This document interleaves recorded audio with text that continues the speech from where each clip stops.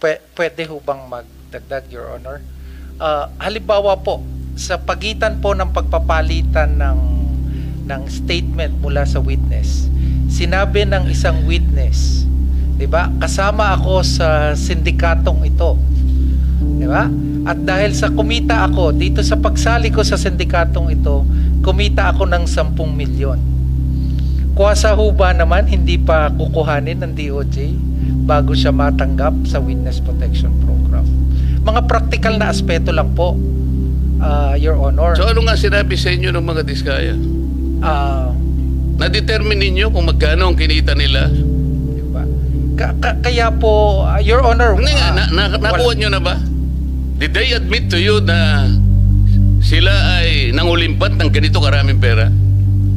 I have to explain myself. Opo. Hindi ko dinidepensa ng mga taong yon. Opo. Ginawa ko lamang yon doon sa nalalaman ko na ma-identify natin ang pinaka-mastermind dito. Yun lang, wala nang iba. Opo. Kung gusto nyong ang ma-identify, puro butete at saka sapsap, bahala na kayo sa buhay nyo. As a matter of fact, 3 weeks ago, meron pong pumunta sa akin, nagpapatulong kung anong kanyang gagawin sapagkat ang gusto niyang kasuhan ay talaga pong influential member ng ating society. As a matter of fact, siya po ay official ng ating judicial system. So, nagtangka po siya na mag-file ng charge. Alam po ba niyo kung ano sinabi ng piskal? Sa may parting Laguna po ito eh. Alam mo ba bata kung sino yung gusto mong idemanda?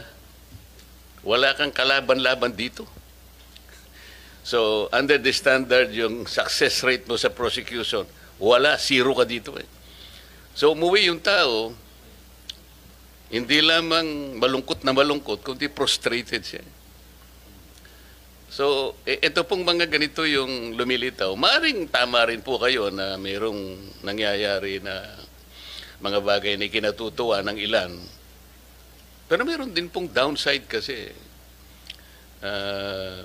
Ang sinasabi natin, wag na yung masyadong highly technical na pag-uusap.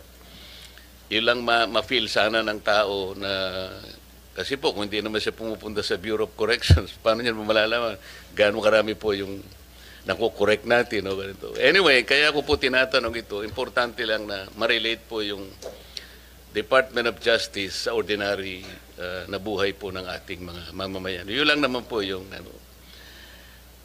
Kasi po, kagaya po nung sinabi ni ASEC Jermar kanina, ang DOJ